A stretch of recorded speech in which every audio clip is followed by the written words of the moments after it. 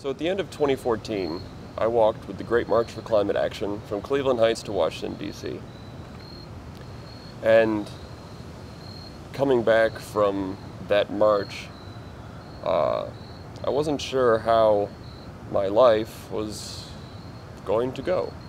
I felt a lot more alive after walking for a month with these people, and much more excited to be alive in these uncertain times with climate change and peak oil and economic uncertainty everywhere and political discourse often being very toxic, and living in communities that often feel fragmented. I often have sort of given in to a sense of despair, and it's something that I often notice as I travel around in communities.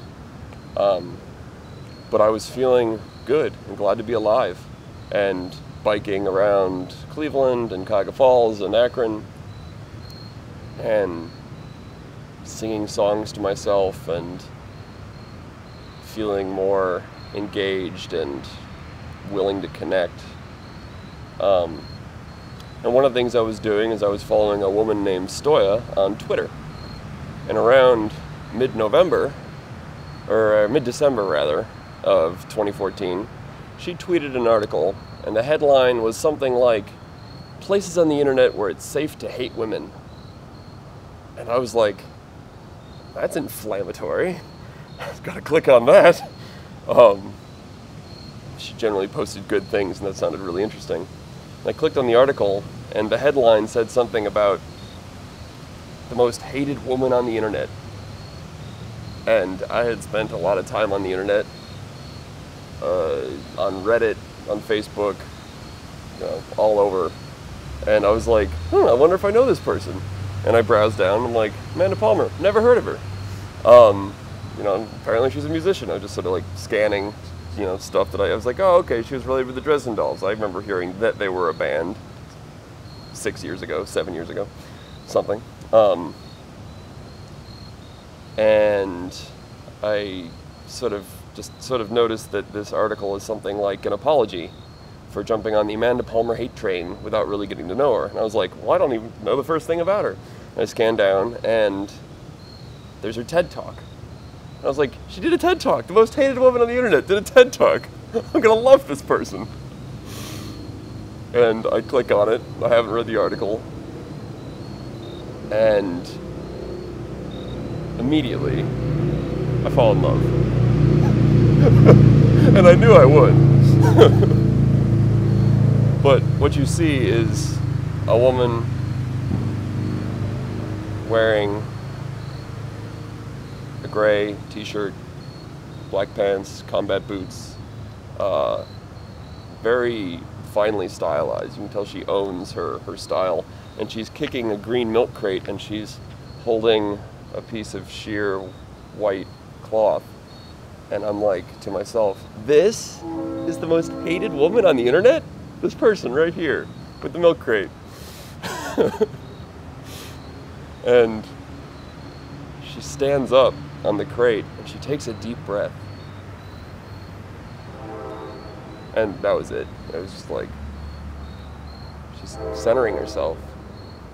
And she looks out at the crowd of people. And I felt, just with that eye contact, so met, by her presence. And she hadn't said anything, and I had never heard her sing anything. And I felt so excited that there was someone who, so present, was famous, was a hated person. Anyway, that was very exciting. So that's how I met Amanda Palmer. I only got through about 3 minutes of the TED Talk, maybe less, 2 minutes, I don't even know. And I was so overwhelmed I couldn't continue. And so I get to, so I can't go on. I'm too happy, so I stop. And I'm curious, I'm like, she's a musician, I want to hear something she's played. And so, I don't know, I type in Amanda Palmer music or something on YouTube, and the first thing that I see is the ukulele anthem that she's playing on a tram in Auckland or Australia or somewhere. I'm not sure where. And I listened to this song, and I'm just like, yes, absolutely yes, this person. And it's a weird thing to meet someone and to so soon know that they're going to be an important person in your life, especially when they're famous, because society has all sorts of stories about that not being okay. You know, famous people can't be important. You're just, a fanboy or a stalker or something. But I could tell that she was real, and I respect people who are real, and everyone is, and she knew it. And if you've never heard the song, I really highly recommend that you go look at, check it up. Her playing the anthem on the tram in front of all these people. And in the song, she asks you to play your favorite cover song. And immediately I was like, all right, I've got to learn this song.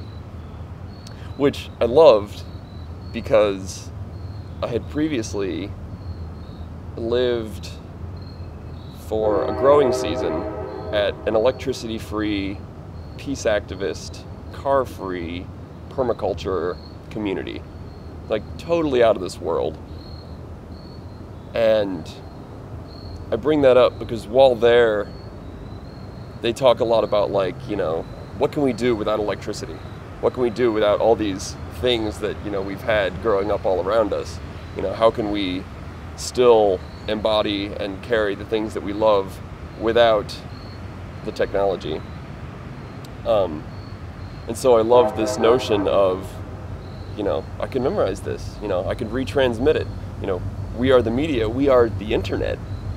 The things that we love, that we post online, they came from someone and they can live inside of us.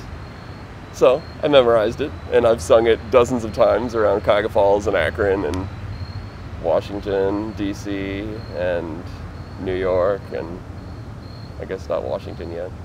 Scratch that. Czech Republic.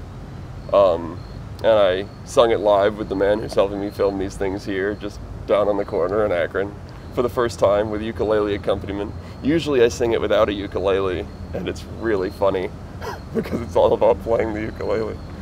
I have a version of me singing it holding my iPad on YouTube. It's kind of funny.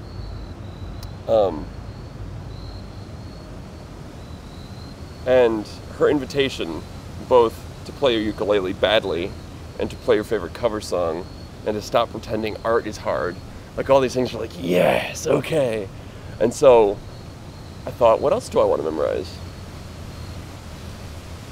And it felt like this invitation to be like, memorizing something and redelivering it is an art too. Maybe I didn't write the thing, I wasn't the first one to capture it, to put it down, but that performance is an art, and that it's okay to do that. And it's like, okay, thank you. I appreciate that permission, Amanda. So one of the things that I had encountered earlier in my life that I wanted to capture was Saul Williams' The Children of the Night. I encountered it for the first time, I think it was probably 2006 or so. I was at Northwestern University, and somehow, possibly through, if I had to guess, I would say I was following some of the stuff that Billy Corgan was doing with solo recording. And on the same website was a link to Saul Williams delivering this poem, Children of the Night, at Ken Wilber's house. And I didn't know who Ken Wilber was at the time, and I didn't know what this venue was, and I didn't know why I loved the poem so much, but I did. And hearing Amanda's encouragement in the back of my mind, play your favorite cover song, I was like, okay, I'm gonna memorize this.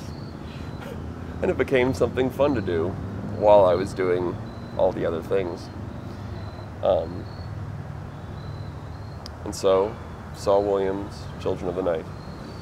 And out of the sun's gates come little girls in dresses of fire, wearing pigtails of braided smoke, which stem from their moon-cratered scalps, the glowing seeds of a nightly garden that will blossom into full moons, irregardless of the sun.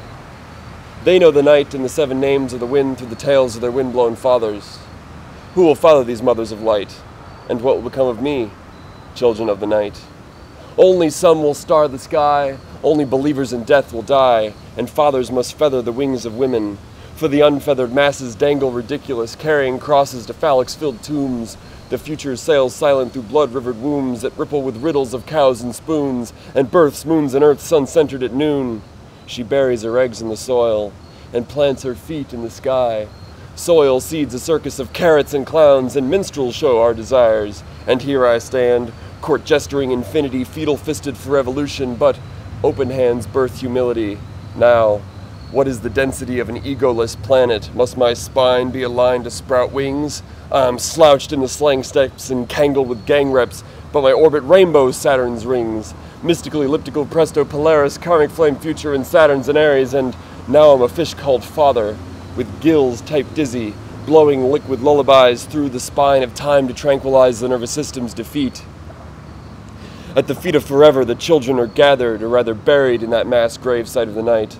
They are the seeds of light planted in the skies, but then nights and skies are meaningless to their unearthly eyes.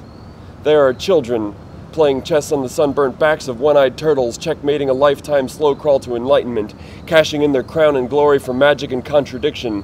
The children of fiction, born of semen-filled crosses thrust in Calvary's mound, with memories of Manana's millennium, the gravity of the pendulum, the inscription of the Grail, the rumors of war and famine, diseases and storms of hail.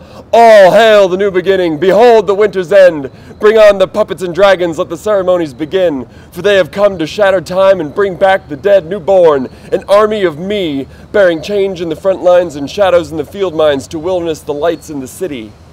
I have seen them, a tumultuous army of bastards and beggars, madmen and idiots, witches and harlots, dancers and lunatics, singers and sinners, losers and lovers, students and teachers, poets and priests, orbiting the realms of the ordinary through the ordinances of those ordained by the beast. These are our children, love-laden life lanterns, casting shadows that shepherd the flocks, crying wolf when the moon's full, as sirens of love's lull, the offspring of Gibraltar's rocks. Who will deny them when thrice crows the cock? Will it be you, Peter? Decked in daymare's denial, masqueraded in matter, overmined, under trial. Self is the servant to serpents with wings. 3 is the beginning of all things. Triangles and rectangle your wings. Let vision blur not your deservings. Pile stones and unearth ancient learnings. See self as the ghost of your servings. If you're serving the Father, there's no son without mother. Parent bodies discover water bodies and drowned. Wade me in the water till Atlantis is found. On the sea floors of self, I'm starfish and unbound. Heard the name of that mound is Stone Mountain. Underwater volcanoes erupt water fountains of youth. Lest this carnal equation cancel out wind and truth. Swirl me beyond sometimes, drench me waterproof. Let eaves drop forever, rain sunsets on my roof. As I sit on the front porch of my insanity, deciphering hand bones to Van Gogh this vanity. Oiled egos, canvassed and framed, to be reborn, unborn, unburied, unnamed. A reflection through a blood-stained glass window of souls gone yellow round the edges, carbonated dreams and blurred daily lives, but let family bring focus. Out of swamps blossom lotus. The muddy water blue daughters of infinity grant you water-bodied bodhisattvas our serenity as we rise with the tides towards divinity.